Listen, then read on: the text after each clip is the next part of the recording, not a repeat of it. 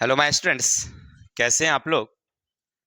आशा है सब लोग अच्छे होंगे, स्वस्थ होंगे और अपनी अपनी परीक्षा की तैयारी में सब लोग मन से जुट गए होंगे। तो आज हम लोग क्लास 10th बायोलॉजी का जो हमारा सेकेंड लेसन है, ऐसे बिहार बोर्ड जब अपनी बुक पब्लिश करती है तो उसमें जैव परिक्रम का एक पूरा चैप्टर है जिनमें पोषण, श्वसन, परिवहन और उत्सर्जन को सबको एक जगह जोड़ दिया गया है, जिसको सम्मिलित रूप से हम लोग जैव प्रक्रम के चैप्टर से पढ़ते हैं। लेकिन जब भारतीय भवन पब्लिकेशन करती है तो उसने अलग अलग पार्टों में इसको बांट दिया है। पोषण एक अलग चैप्टर बना दिया, श्वसन को एक अलग चैप्टर बना दिया है, परिवहन को एक अलग चैप्टर बना दिया है और उत्सर्जन को एक अलग चैप्टर बना दिया है। यानी कहने का अर्थ है कि पढ़ने में हमें सुविधा हो इसलिए उसे अलग अलग पार्टों में उसने क्या कर दिया, इसे बांट दिया है। तो इससे क्या पता चलता है कि हमें अध्ययन में बड़ी सुविधा हो जाती है। ठीक है, एक चैप्टर पढ़ते हैं, फिर दूसरे उसके जितने जुड़े हुए क्वेश्चन होंगे सारे क्वेश्चन हम लोग कर लेते हैं। बहुत सारे क्वेश्चन भी रहते हैं तो अध्ययन करने में यानी अध्ययन बहुत मजबूती हो जाती है। तो हम लोग ज़्यादा करके भारतीय भवन से ही पढ़ना ज़्यादा पसंद करते हैं। हर टीचर की अपनी अपनी चॉइस है, आज बच्चों की अपनी चॉइस है, तो अपने तरीके से पढ़ते हैं। तो हम लोग भारतीय भवन से आज पढ़ने जा रहे हैं। चैप्टर का नाम है श्वसन। ठीक है, अब इस चैप्टर में हम लोग सारी बात को पढ़ेंगे बारी बारी से। तो क्या क्या पढ़ना है, सबसे पहले हम लोग पाठ परिचय देखते हैं कि हमें इस चैप्टर में पढ़ना क्या है मूल रूप से। अगर ध्यान से सुनोगे तो आशा है कि आपको वीडियो के बाद अलग से कुछ देखने की जरूरत शायद नहीं पड़ेगी। तो इसीलिए क्या करना है, ध्यान से सुनना है सब कुछ को।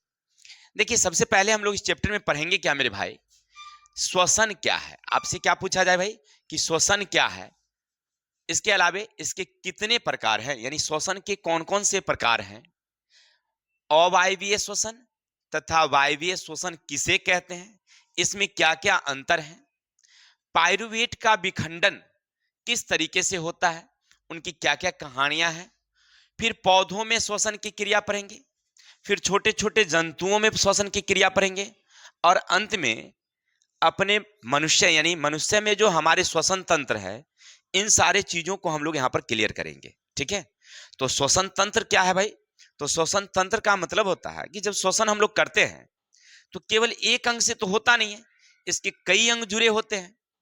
तो इन सारे अंगों को एक साथ जोड़ करके हम लोग करते हैं ना, इसलिए उसका नाम रखता है श्वसन तंत्र। जैसे हमने पिछले चैप्टर में पाचन तंत्र की बात किया, क्या पाचन की क्रिया एक अंगों में हुई? नहीं, उसके लिए हमारी मुख गुहा से शुरू हुआ, बड़ी आंत तक गई, इसमें कई अंग भाग लिए थे। ये पूरा एक सिस्टम है, सिस्टेमिक ढंग से वो काम करता है ना, तो इसी को कहते हैं हम लोग पाचन तंत्र। ठीक उसी तरह से अगर हम श्वसन की क्रिया पढ़ेंगे तो श्वसन की क्रिया में भी वो एक तंत्र के हिसाब से काम करता है, एक सिस्टम के हिसाब से काम करता है, इसलिए इसका नाम रखा गया है श्वसन तंत्र। तो इन सारे चीजों को हम लोग इस चैप्टर में बारी बारी से क्लियर करेंगे। ठीक है, चलिए बहुत अच्छी बात है। अब हम लोग पहले पढ़ेंगे भाई कि श्वसन किसे कहते हैं। अगर आपसे कोई पूछे कि श्वसन क्या है, तो देखिए श्वसन हम लोग बचपन के किताब में पढ़े थे कि सांस लेना या सांस छोड़ना श्वसन है। जब हम सांस लेते हैं या सांस छोड़ते हैं ये श्वसन है। लेकिन जब हम हाई स्कूल के स्टूडेंट हैं, उच्च विद्यालय के स्टूडेंट है भाई, तो इससे काम हम नहीं चलेगा। अब श्वसन को हम एक अलग तरीके से परिभाषित करेंगे। श्वसन एक जटिल प्रक्रम है। आपसे कोई पूछा कि भाई श्वसन किसे कहते हैं तो क्या बताओगे, तो बोलना श्वसन एक जटिल प्रक्रम है जिसमें वायुमंडल से ऑक्सीजन युक्त वायु लेते हैं, वह हमारी फेफड़ा में जाती है। फेफड़ा में पहले से उपस्थित हीमोग्लोबिन है, हीमोग्लोबिन ऑक्सीजन से अभिक्रिया करती है, उसे ले जाती है विभिन्न कोशिकाओं में।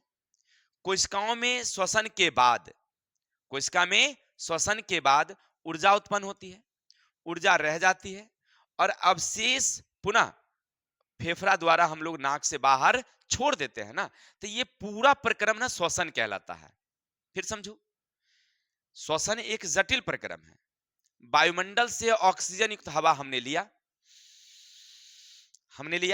ये हमारी फेफड़ा में गई, फेफड़ा में पहले से हीमोग्लोबिन है, हीमोग्लोबिन ऑक्सीजन से अभिक्रिया कर लिया, उसको ले गया विभिन्न कोशिकाओं में, कोशिका में जाने के बाद ऊर्जा मुक्त हुआ, ऊर्जा एटीपी के रूप में रह गया, और वहां से जो अवशेष कार्बन डाइऑक्साइड बना वो वापस फेफड़ा में आया, फेफड़ा से फिर हम लोग नाक से बाहर छोड़ दिए। तो ये पूरा प्रक्रम कहलाता है श्वसन, ना कि सांस लेना और सांस छोड़ना श्वसन नहीं है मेरे भाई, ठीक है।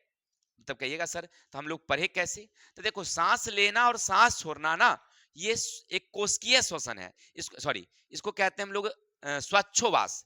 सांस लेना और सांस छोड़ना को क्या बोलेंगे हम लोग? श्वासोच्छ्वास। अगर आपसे कोई पूछे कि श्वसन क्या है तो बताएंगे जटिल प्रक्रम, और सांस लेना सांस छोड़ना क्या है भाई? तो श्वासोच्छ्वास है। देखो दोनों में कुछ ना कुछ अंतर होता है। क्या अंतर होता है थोड़ा सा ध्यान से सुनना।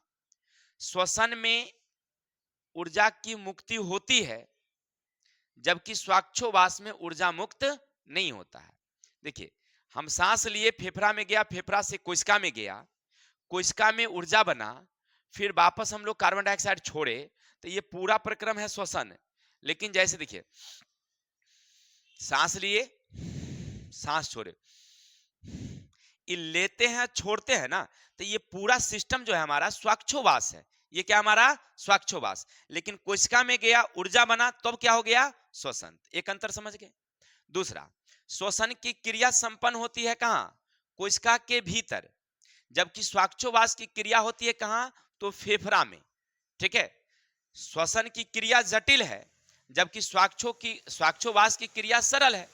तो अब दोनों में अंतर स्पष्ट हो गया तुमको कि भाई श्वसन किसे कहते हैं और श्वासोच्छ्वास किसे कहते हैं। अब चलते हैं आगे।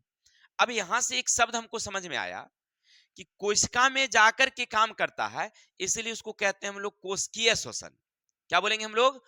कोशिकीय श्वसन। यानी हम जो श्वसन की क्रिया करते हैं ना, इसका अंतिम चरण कहां संपन्न होती है?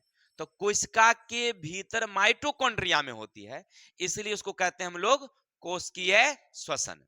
लेकिन एक ऑब्जेक्टिव यहां से बनता है आपको कि कोशिकीय ईंधन किसे कहते हैं। तो देखिए कोशिका में हम लोग ईंधन के रूप में तो पेट्रोल देते नहीं है। गाड़ी को चलाने के लिए पेट्रोल होती है, गाड़ी को चलाने के लिए विद्युत होती है, जैसे रेलगाड़ी है उसको चलाने के लिए विद्युत की जरूरत होती है। लेकिन हम लोगों को चलाने के लिए भोजन चाहिए, अब भोजन से ऊर्जा निकलने के लिए भाई हवा चाहिए, यानी ऑक्सीजन। क्या चाहिए हमें? ऑक्सीजन। तो ये ऑक्सीजन हमारे बॉडी के अंदर गया है, और कोशिका में ऑक्सीजन ही जाता है, कार्बन डाइऑक्साइड नहीं जाता है। वो हम लोग लास्ट में क्लियर कर लेंगे कि कैसे ऑक्सीजन पहुंचता है।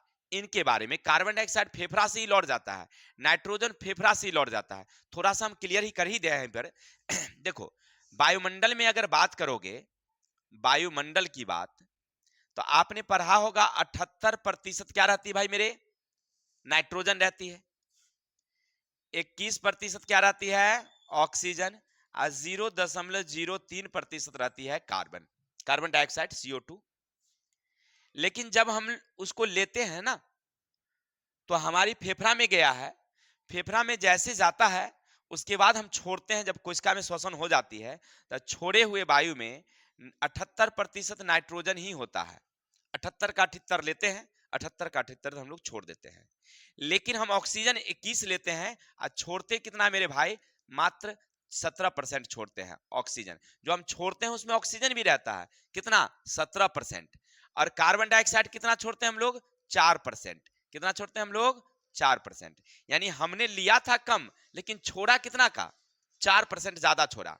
ऑक्सीजन लिया कितना हमने? 21, लेकिन छोड़ा कितना हमने? मात्र 17 छोड़ा। ये 4% की क्या हो गई? यहाँ पर गड़बड़ी हो गई। यानी 4% हम लोग ऑक्सीजन लिए हैं। क्या लिए हम लोग? ऑक्सीजन। यानी कोशिका के भीतर जो गया वो कौन गया है? ऑक्सीजन गया है। इसलिए ऑक्सीजन को कोशिकीय ईंधन कहते हैं। आपसे एग्जाम में ऑब्जेक्टिव में पूछेगा कि भाई कोशिकीय ईंधन किसे कहते हैं? तो ऑक्सीजन को। कोशिकीय ईंधन किसे कहते हैं? ऑक्सीजन को। क्लियर? चलिए, तो अभी तक आप पढ़ रहे थे कि भाई श्वसन किसे कहते हैं, फिर श्वासोच्छ्वास क्या है। अब आप अभी देखेंगे सामने एक बोर्ड पर लिखा हुआ है, अंग्रेजी का एक लेटर है ATP। ATP यानी एटीपी का फुल फॉर्म पहले तो याद रखिएगा, आपसे एग्जाम में पूछेगा एडिनोसाइन ट्राइफॉस्फेट। आपसे एग्जाम में पूछता है कि भाई एटीपी का फुल फॉर्म क्या है, तो एडिनोसाइन ट्राइफॉस्फेट याद रखेंगे। ठीक, अब चलते हैं भाई एटीपी क्या है। तो जैसे देखिए हम लोग भोजन करते हैं तो हमेशा तो भोजन करेंगे नहीं, अब कभी कभी हम लोग भोजन करते हैं, वो पचता है, कभी कभी उपवास भी हम लोग कर लेते हैं नहीं, तो हमारे शरीर को चलने के लिए तो हमेशा ऊर्जा चाहिए, तो हमेशा तो हम लोग लेते नहीं है। तो जो भोजन हमने किया है वो ऊर्जा जब बनाई तो एटीपी के रूप में वहां भंडारित कर दिया। मान लीजिए एक दिन, 2 दिन, अगर किसी कारण से आप नहीं भोजन करते हैं तो वही एटीपी आपको फिर से ऊर्जा देती रहती है, बॉडी को चलाते रहती है। किसी कारण बस अगर आप नहीं खा पा रहे हैं तो वो एटीपी आपको ना ऊर्जा देती रहती है। यानी ऊर्जा का वो क्या समझिए कि भंडार है। कहाँ? कोशिका के भीतर। किस रूप में? तो एटीपी के रूप में, यानी एडिनोसाइन ट्राइफॉस्फेट के रूप में भंडारित रहती है। ठीक है, चलिए तो इतना तक समझ गए। अब यहां से फिर एक ऑब्जेक्टिव क्वेश्चन आपसे पूछेगा कि समस्त जीव में सार्वजनिक ऊर्जा के वाहक कौन है, तो याद रखिएगा एटीपी, यानी एडिनोसाइन ट्राइफॉस्फेट। एटीपी जो है ना सार्वजनिक ऊर्जा के वाहक है, आपसे ऑब्जेक्टिव में पूछेगा, इसीलिए हमने इसको रेड रंग से रंग दिया है भाई कि ये हमारे लिए काफी ऑब्जेक्टिव की दृष्टि से महत्वपूर्ण है। यहां भी आप देख रहे हैं तो आपसे वहां पूछेगा एटीपी का फुल फॉर्म क्या है। 4 गो ऑप्शन रहेगा, उसमें एगो रहेगा एडिनोसाइन ट्राइफॉस्फेट, तो आप उसमें टिक लगाइएगा। यहां तक क्लियर हो गया? चलिए बहुत अच्छी बात है। तो आप पढ़ रहे थे अभी तक कि श्वसन किसे कहते हैं, और श्वसन संबंधित स्वाक्षोवास की बात आपने पढ़ा, फिर आपने पढ़ा कोशिकीय ईंधन की बात, और फिर आपने पढ़ा क्या पढ़ा? एटीपी का। ठीक है, चलिए हो गया। तो देखिए अब यहाँ पे कहिएगा सर ग्लूकोज को हम लोग कोशिकीय ईंधन कहते हैं। देखिए ईंधन ये हमारा जो भोजन है, ग्लूकोज हमारा क्या है? भोजन है। ईंधन के रूप में क्या पहुंचता है? ऑक्सीजन जाता है। ठीक है, तो अगर ऑप्शन में आपको ग्लूकोज रहेगा तो ग्लूकोज में टिक लगाइएगा, ना तो ऑक्सीजन रहेगा तो। देखिए दोनों तरीके हैं, एक भोजन है, भोजन टूटता है और जलाता कौन है उसको? ऑक्सीजन। ठीक है, टूटता कौन है? जैसे हमने पिछले चैप्टर में पढ़ा था कि हमने भोजन किया, वो हमारे शरीर में गया, वो पूरा पच करके कैसा हो गया? तरल हो गया, पानी जैसा हो गया। वो ग्लूकोज कैसा बन गया है? पानी जैसा। रोटी चावल दाल जो भी हमने खाया वो कैसा हो गया? पानी। वो रक्त में मिल गया, और रक्त में मिल गया कौन चीज? ऑक्सीजन। और सब गया कहाँ? माइटोकॉन्ड्रिया में, वहां जाकर के टूटता है। तो टूटता कौन है? ग्लूकोज। तोड़ता कौन है? ऑक्सीजन। टूटता कौन है? और टूटता कौन है? टूटता ऑक्सीजन थी ग्लूकोज है, तोड़ता कौन है? ऑक्सीजन तोड़ता है। या तो ऑप्शन में ऑक्सीजन रहे या ग्लूकोज रहे। क्लियर? चलिए आगे चलेंगे। अब आपसे एक समीकरण पूछता है परीक्षा में कि भाई श्वसन का रासायनिक समीकरण क्या होगा। जैसे हमने पढ़ा था प्रकाश संश्लेषण का रासायनिक समीकरण, ठीक उसी तरह से श्वसन का एक रासायनिक समीकरण है। तो रासायनिक समीकरण क्या भाई? तो देखिए हम लोग जैसे पोषण करते हैं, भोजन करते हैं, तो क्या लेते हैं? तो हम लोग लेते हैं ग्लूकोज। ये पौधा में बनता है और हम उसी चीज को ग्रहण करते हैं। ग्लूकोज का सूत्र होता है C6H12O6। हमने यहां से एक और बताया था आपको कि ऑब्जेक्टिव में पूछता है ग्लूकोज के अनुसूत्र में हाइड्रोजन परमाणु की संख्या कितनी? तब 12 याद रखिएगा। और ऑक्सीजन की कितनी? 6। कार्बन की कितनी? 6। यहां से एक ऑब्जेक्टिव क्वेश्चन बनता है। चलिए अब हमने क्या लिया है? ऑक्सीजन लिया। एंजाइम की उपस्थिति में क्या बना है? तो कार्बन डाइऑक्साइड, जल और ऊर्जा। यानी ये हमारा समीकरण ही याद रखिएगा। आपसे पूछेगा कि श्वसन का रासायनिक समीकरण क्या है, तो क्या लिखेंगे? C6H12O6 प्लस 6O2, एंजाइम की उपस्थिति में 6CO2 प्लस 6H2O प्लस ऊर्जा। ये समीकरण याद रखिएगा, आपके एग्जाम की दृष्टि से बड़ा ही महत्वपूर्ण है, परीक्षा में पूछता है कभी कभी।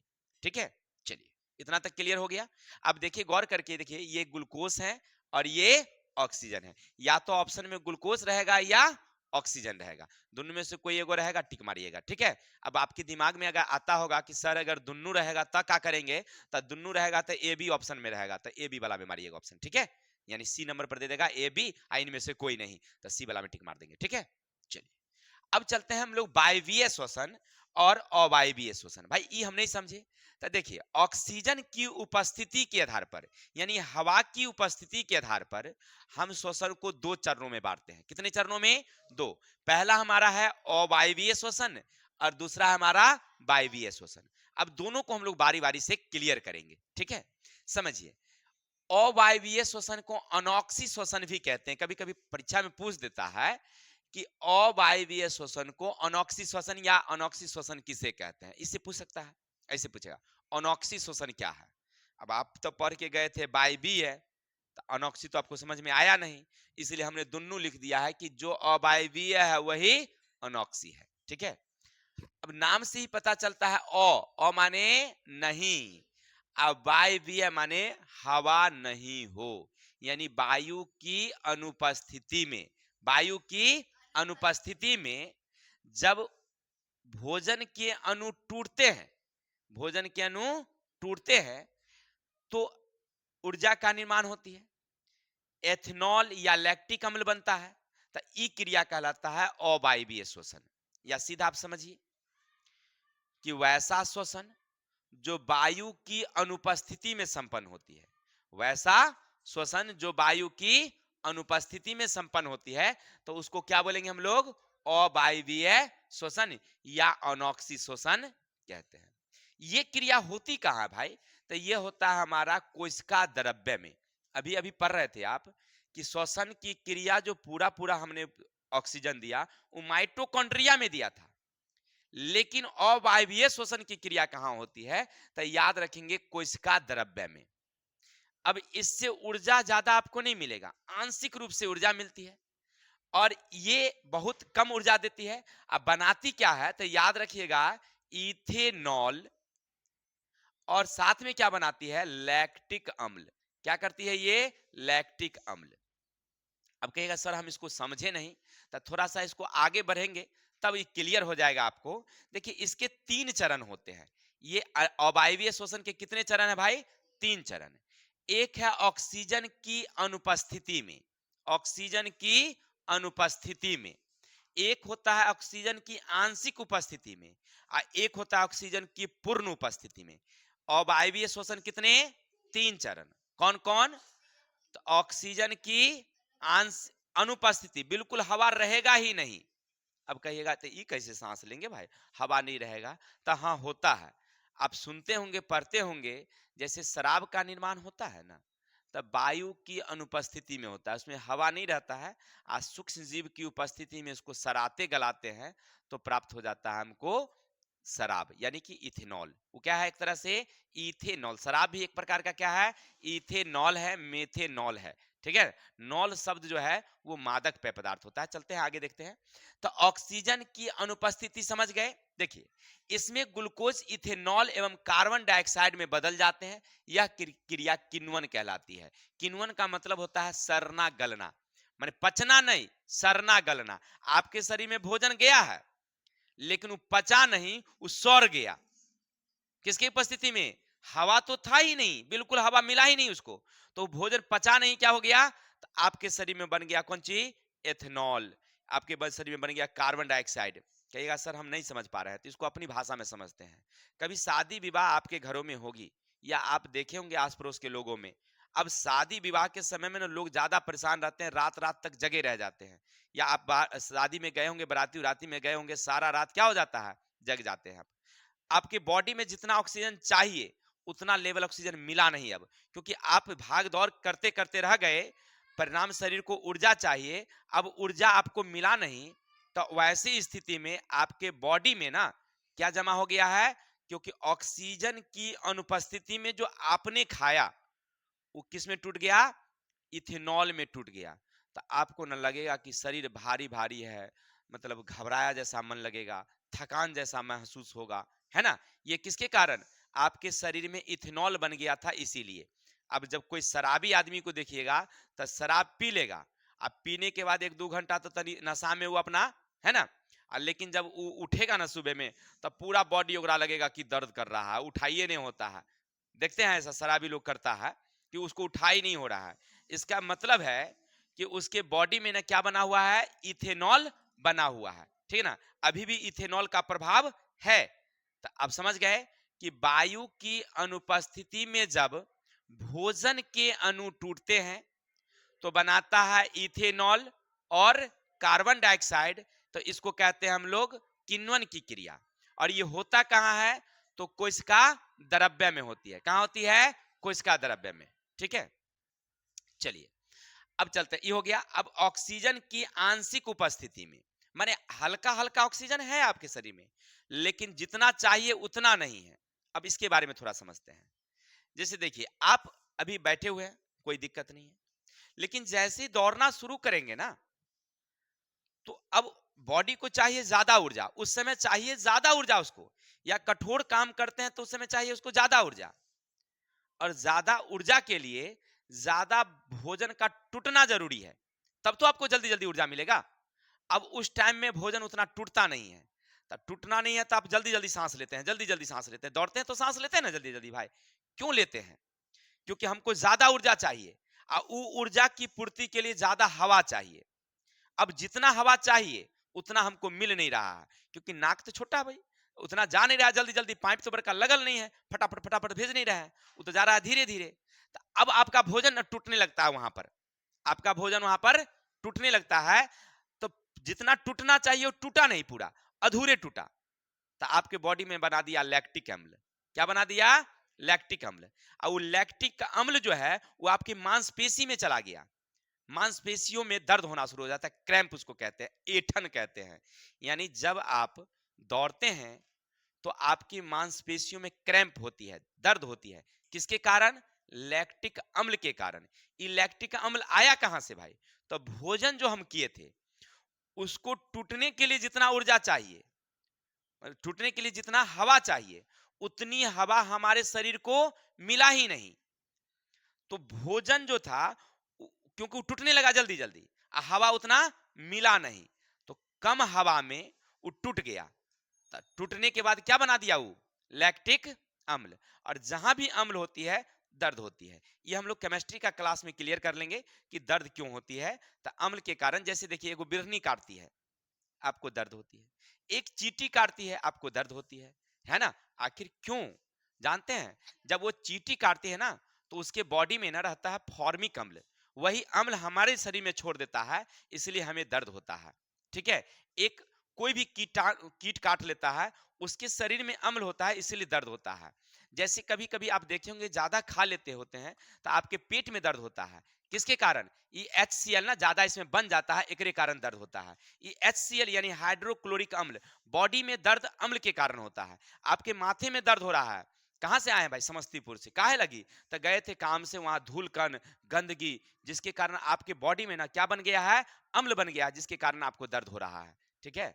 यानी कहने का अर्थ है कि दर्द किसके कारण, लैक्टिक अम्ल के कारण। तो आपसे यहां पर वो क्वेश्चन पूछेगा, क्या पूछेगा, कि जब हम दौड़ते हैं तो हमारी मांसपेशियों में ऐंठन या क्रैम्प क्यों होती है। तो आप लिखेंगे कि जब हम दौड़ते हैं तो हमारे भोज ऑक्सीजन की आंशिक उपस्थिति में टूटना शुरू हो जाता है और हमारे शरीर में लैक्टिक अम्ल बनाता है। और लैक्टिक अम्ल के बनने के कारण हमारे बॉडी में क्या आती है, क्रैम्प या दर्द होती है। तो इतना तक क्लियर समझ गए। तो अभी आप देख रहे थे कि ऑक्सीजन की अनुपस्थिति और ऑक्सीजन की उपस्थिति में हमारे भोजन के अणुओं को टूटने से, अब देखिए इसको पूछता क्या है आपसे वहां परीक्षा में, ऐसे नहीं पूछेगा, पूछता क्या है, कहता पाइरुवेट के विखंडन के बारे में बताइए। पाइरुवेट क्या भाई, अरे कुछ नहीं मेरे भाई, वही भोजन जो हमने किया है उसी को तो पाइरुवेट बोल रहा है वो, ठीक है ना। यानी हमारा भोजन जो हमारे बॉडी के अंदर गया, तो अब वो भोजन नहीं है। जैसे देखो, मान लो कि आज हमारा नाम क्या भाई, तो सारे लोग कह रहे हैं राकेश सर राकेश सर, लेकिन अगर हमारी मृत्यु हो जाए ना तो हमारे घर वाले भी नहीं बोलेंगे राकेश, तब बोलेंगे कि इसको बॉडी बोलेंगे, बॉडी, लाश बोलेंगे उसको। समझ में आई बातें, उसको सीधे उसका नाम हो जाता है, तब नाम खत्म हो जाता है उसका, उसको कहते हैं लाश। लाश को लाओ, लाश को लाया, लाश को ले गया, ठूक दिया, अरे राकेश का नाम ही खत्म हो जाता है वहां पर। क्या बोलते हैं हम लोग? लाश बोलते हैं। जैसे मान लीजिए नहीं कहता है अच्छा लाश लड़के हो, अले लाश घर पर, ऐसे बोलता है लोग। ये नहीं कहता है राकेश आया कि नहीं आया, उसको लाया कि नहीं लाया, खत्म हो जाता है। देखिए समझ में आई बात है? तो ठीक सेम कहानी यहाँ पर यही होती है कि जो हमने भोजन किया वो भोजन अब नाम नहीं है, वो भोजन शरीर के अंदर गया ना, तो उसका नाम हो गया पायरुवेट। अब पायरुवेट के विखंडन के कितने चरण हमने बताया भैया रे? 3 चरण, 1 चरण, 2 चरण और 3 चरण। अभी पढ़ रहे थे आप आंश ये ऑक्सीजन की अनुपस्थिति, तो क्या बना था? Ethanol plus CO2। आप पढ़े कि आंशिक उपस्थिति, तो इसमें क्या बना? तो लैक्टिक अम्ल और ऊर्जा। ये दोनों जो क्रिया होती है ना, ये दोनों जो इथेनॉल, ये जो दोनों क्रियाएं होती है ना, ये होता है कोशिका द्रव्य में, याद रखेंगे, कोशिका द्रव्य में, याद रखिएगा, ये दोनों क्रिया कोशिका द्रव्य में ही संपन्न होती है। लेकिन ये जो अंतिम वाला बच गया है, इसको कहते हैं हम लोग ऑक्सीजन की, अब पूरा साफ साफ तो लिखते नहीं, केवल सुनो, ऑक्सीजन की उपस्थिति में, उपस्थिति में। अब यहां जब भोजन टूटता है तो बनता है कार्बन डाइऑक्साइड। क्या बनता है भाई? Carbon dioxide. फिर बनता है जल, और फिर क्या बनता है? ऊर्जा। और ये क्रिया जो होती है ये ऑक्सीजन की उपस्थिति में होती है, और होती कहां हमारे शरीर के अंदर? तो माइटोकॉन्ड्रिया में होता है। चलिए अब आगे बढ़ेंगे, तो अब आपके सामने आ जाता है वायवीय श्वसन। तो कहिएगा सर, अरे अभी जो आप पढ़ रहे थे ना ऑक्सीजन की उपस्थिति, ओकरे कहते हैं वायवीय श्वसन। अभी जो आप पढ़ रहे थे अवायवीय के कितने चरण? तो अवायवीय के 3, ऑक्सीजन की अनुपस्थिति, ऑक्सीजन की आंशिक उपस्थिति और ऑक्सीजन की उपस्थिति। तो यही जो आंशिक उपस्थिति वाला जो था, सॉरी ऑक्सीजन की उपस्थिति वाला था, इसी को कहते हैं हम लोग वायवीय श्वसन, यानी ऑक्सी श्वसन। ठीक है? अगर आपसे पूछे भाई ऑक्सी श्वसन क्यों कहते हैं, इसलिए क्योंकि ऑक्सीजन की उपस्थिति में होता है, ऑक्सीजन उसमें रहता है, और तब हमको बनता है कौन चीज? तो कार्बन डाइऑक्साइड, जल और ऊर्जा। और ये जो भोजन बनता है ना एटीपी के रूप में वहां टूट जाता है, इसलिए इसको क्या कहते हैं हम लोग? ऑक्सीजन। यहां तक क्लियर हो गया? चलिए, तो अभी तक आप पढ़ रहे थे, क्या क्या पढ़ा आपने? थोड़ा सा एक नजर हम लोग पीछे चल लेते हैं। मेरे भाई, आपने पढ़ा कि श्वसन किसे कहते हैं, फिर पढ़ा आपने कोशिकीय श्वसन किसे कहते हैं, फिर आपने पढ़ा कि भाई हमारे जो भोजन टूटते हैं वो किस रूप में जमा होते हैं, तो एटीपी के रूप में। इन सारी बातों को हमने क्लियर किया। फिर हमने पढ़ा कि ऑक्सीजन की उपस्थिति के आधार पर श्वसन को 2 चरणों में बांटा गया है। तो कौन कौन? तो अवायवीय श्वसन और वायवीय श्वसन। फिर आपने पढ़ा कि जब वायवीय श्वसन है तो कौन कौन कैसे, अवायवीय तो वो कैसे। इन सारे चीजों को हमने क्लियर कर दिया। किण्वन किसे कहते हैं ये क्लियर कर दिया। अब आगे बढ़ेंगे हम लोग कि इसके आगे हमें क्या पढ़ना है। अब यहां से आपको 2 चीजें पढ़नी है जो हमने नोट नहीं किया है, इसको समझा देते हैं आपको। अवायवीय श्वसन और वायवीय श्वसन में क्या अंतर है? अगर आपसे कोई पूछे कि भाई वायवीय श्वसन और अवायवीय श्वसन में क्या अंतर है, तो इसको समझिए। तो अवायवीय श्वसन की क्रिया वायु की अनुपस्थिति में होती है, जबकि वायवीय श्वसन वायु की उपस्थिति में होती है। हो गया? समझिए, यहां रखिए अवायवीय, यहां रखिए वायवीय। तब वायवीय में, सॉरी वायवीय में ऑक्सीजन रहेगा और अवायवीय में ऑक्सीजन नहीं रहेगा। क्लियर? वायवीय की क्रिया जो होती है वो माइटोकॉन्ड्रिया में होती है, जबकि अवायवीय कोशिका द्रव्य में होती है। तो 2 क्लियर हो गया। वायवीय में मिलता है हमको ऊर्जा, साथ साथ मिलता है कार्बन डाइऑक्साइड और जल। और अवायवीय में न तो हमको ऊर्जा मिलती है, मिलता क्या है? तो इथेनॉल और लैक्टिक अम्ल, है कि नहीं? क्लियर हो गया? वायवीय में हमारे भोजन के अणु पूरा पूरा टूटते हैं और अवायवीय में आंशिक रूप से टूटते हैं। तो ये कुछ मौखिक अंतर हैं जो आप याद रखेंगे, परीक्षा में पूछ देता है कभी कभी कि अवायवीय और वायवीय श्वसन में क्या अंतर है। फिर समझ लेते हैं, लिखिएगा आप परीक्षा में कैसे। तो अवायवीय तथा वायवीय श्वसन में निम्न अंतर है। नंबर 1, वायवीय श्वसन ऑक्सीजन की उपस्थिति में होती है, अवायवीय ऑक्सीजन की अनुपस्थिति में होती है। वायवीय श्वसन की क्रिया माइटोकॉन्ड्रिया में होता है, अवायवीय कोशिका द्रव्य में होता है। वायवीय में ऊर्जा का निर्माण होता है, अवायवीय में ऊर्जा की जगह पर लैक्टिक अम्ल और इथेनॉल का निर्माण होता है। वायवीय में भोजन का पूर्ण विखंडन होता है, अवायवीय में आंशिक विखंडन होता है, यानी भोजन टूटता नहीं, पचता नहीं, सड़ता है। ठीक है, कोई दिक्कत? चलिए, इतनी बात तो क्लियर हो गई। अब आपसे पूछेगा एक और क्वेश्चन कि आप किस आधार से कहेंगे श्वसन से निकली वायु में कार्बन डाइऑक्साइड होता है। अब आपसे पूछा जाए कि ए भाई हमको तनिक सा ई बताओ कि जब हम सांस छोड़ते हैं ना, तो सांस छोड़ने में कार्बन डाइऑक्साइड होता है, ये हमें कैसे पता चलेगा क्या? चलिए, तो इसके लिए हम लोग देख प्रयोग करते हैं। करना क्या, समझो। आपसे क्या पूछ रहा है कि आप कैसे प्रमाणित करेंगे, कैसे दर्शाएंगे कि जो हम सांस ले रहे हैं तो उसमें ऑक्सीजन गया है, लेकिन जब निकल रहा है तो कार्बन डाइऑक्साइड निकल रहा है, कैसे पता चलेगा? चलते हैं प्रयोग। क्या करना, तुम प्रयोग करोगे, 2 परख नली ले लो। परख नली ले लिए, एक परख नली ये ले लो, एक परख नली ये ले लो। चलिए, बहुत अच्छी बात है। इसका नाम ए डालो और इसका नाम बी डालो। ऐसे लिखिएगा, लिखेंगे कि श्वसन के फलस्वरूप कार्बन डाइऑक्साइड निकलती है, इसके लिए एक प्रयोग करेंगे। 2 परख नली लेंगे, एक का एक ए नाम डालेंगे, दूसरे का बी डालेंगे, और दोनों में समान मात्रा से हम लोग क्या भर देंगे, चूने का जल। चूने का जल यानी पानी, चूने का पानी डाल दिए।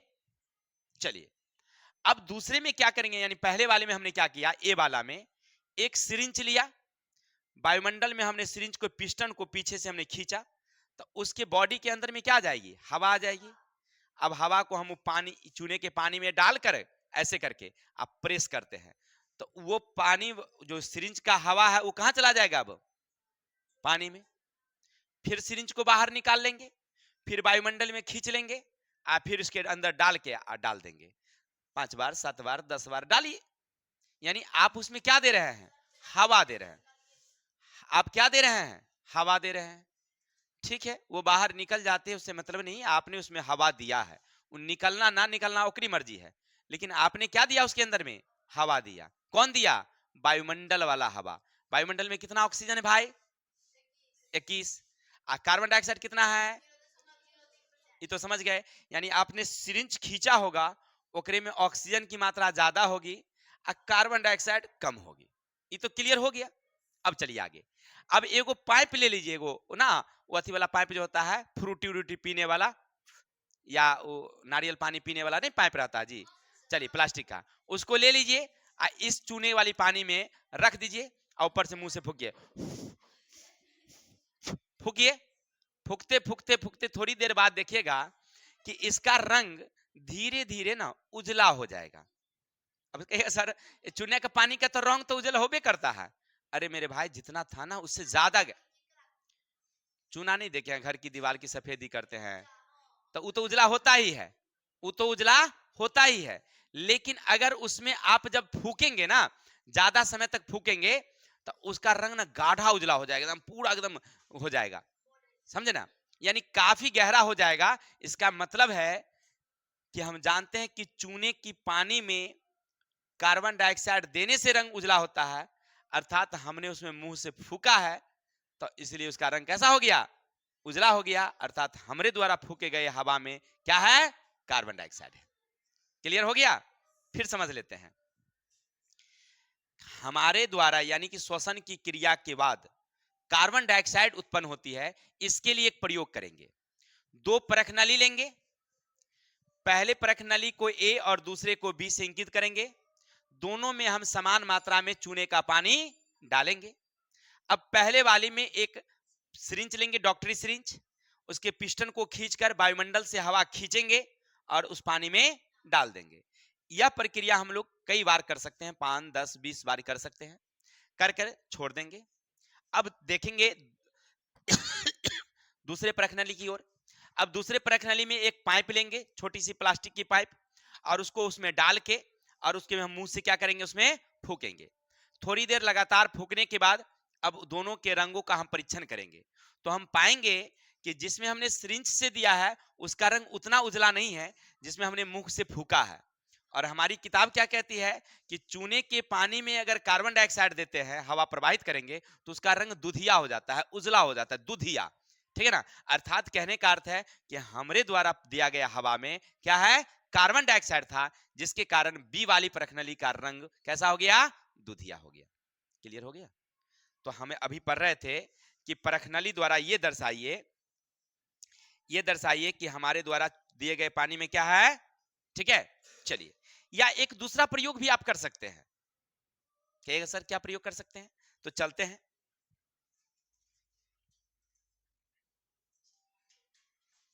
देखिए, एक कोनिकल फ्लास्क ले लीजिए। कोनिकल फ्लास्क का मतलब होता है कोना वाला फ्लास्क। ठीक है। और कोने वाले फ्लास्क लेकर के उसमें आप क्या करेंगे, एक कॉर्क लगा दीजिए। कॉर्क समझते हैं क्या, कॉर्क माने, कॉर्क मीन्स, अरे अंग्रेजी शब्द कॉर्क है, हिंदी में उसको रबर कहते हैं मेरे भाई। जैसे दवा वाला देखा नहीं होगा, दवा का सुई जब आता है तो उसके ऊपर भी एक रबर लगी होती है, उसी को कॉर्क कहते हैं। ठीक है। कॉर्क एक अंग्रेजी शब्द है, हिंदी में उसको कहिए तो रबर कहिए या मृत कोशिका कहिए, उसको मृत कोशिका। यानी आप समझ रहे होंगे पेड़ की जो छाल होती है ना, बॉडी के ऊपर वाला छाल, चिलखी जिसको कहते हैं अपने देहात में, क्या कहते हैं हम लोग, चिलखी। तो वो चिलखी कॉर्क है। उसमें उसमें जीव द्रव्यमान नहीं होता है, वो निर्जीव होता है। ठीक है। चलिए, तो आप कॉर्क लगा दीजिए। लेकिन कॉर्क लगाने से पहले इसमें दो चीज डालिए। एक डालिए आप ईस्ट, ईस्ट एक प्रकार का सूक्ष्म जीव है, और चीनी का घोल डालिए, चीनी का घोल। हो गया। जब ये डालेंगे ना तो इसमें से एक चीज निकलेगा। क्या निकलेगा, तो गैस बनेगी। तो गैस निकलने के लिए ना एक निकास नली आप जोड़ दीजिए। इसमें क्या जोड़ दीजिए आप मेरे भाई, निकास नली, ताकि हवा इससे निकलते रहे। तो ये जाए कहां, तो इसको ले जाइए कहां, एक परख नली में, जहां आपने चूने का पानी रख रखा है। इसमें से क्या रख रखा है, इसमें चूने का पानी आपने रख रखा है। अब यहां जैसे वो आएगी, यहां से जब निकलेगी तो यहां आएगी। अब इसका रंग देखिएगा धीरे धीरे ना कैसा हो जाएगा, उजला हो जाएगा। यानी इससे यह स्पष्ट हो रहा है कि ईस्ट चीनी की घोल के साथ जब अब क्रिया किया है तो क्या उत्पन्न किया है, श्वसन की क्रिया किया है। और श्वसन के बाद जो निकलता है वो कार्बन डाइऑक्साइड है, जो यहां आया है और इसका रंग कैसा कर दिया भाई, दुधिया कर दिया। अर्थात ईस्ट श्वसन की क्रिया करती है, अर्थात वहां किण्वन होता है, और किण्वन से क्या उत्पन्न होता है, कार्बन डाइऑक्साइड की क्रिया उत्पन्न होती है। तो इस आधार से आप बता सकते हैं कि श्वसन की क्रिया के फलस्वरूप क्या उत्पन्न होता है, कार्बन डाइऑक्साइड। हमने आपको दो प्रयोग दिया। अब आपको जो समझ में आया हो, जो याद रहे, आराम से आप परीक्षा में लिख देंगे। ठीक है, यहां तक कोई दिक्कत। तो आशा है कि आज का जो हमने वीडियो दिया आपको अच्छा लगा होगा, पढ़ने में समझ में आया होगा। अगर समझ में आया है तो रंगे हाथ बगल में देखिए एक शेयर का बटन लिखा हुआ है, और उसी शेयर पर टिपिए। तो शेयर पर जैसे टिपिएगा तो आप चले जाइएगा अपने व्हाट्सएप में। व्हाट्सएप में जाइए, वहां देखिए एक ग्रुप लिखा होगा, वो ग्रुप पर आप ओके करिए। फिर नीचे आएगा ऑप्शन, वहां टिपिए, सेंड हो जाएगा आपके मित्रों के पास। समझ में आई बात, फिर से समझाना पड़ेगा। उसके बगल में एक ब्लैक सा है, ब्लैक सा है जहां लिखा हुआ सब्सक्राइब, उसको टिपिए। फिर आएगा घंटी, घंटी बजाइए। कहने का मतलब ऐसा है कि सब्सक्राइब करिए, लाइक करिए, कमेंट करिए। विशेष हम लोग मिलेंगे नेक्स्ट वीडियो के साथ। तब तक के लिए इतने ही। एक दिन में चैप्टर क्लियर होगा नहीं, तब तक के लिए हमें विदा दीजिए। हंसते रहिए, मुस्कुराते रहिए। तब तक के लिए हमें विदा दें। जय हिंद, जय भारत।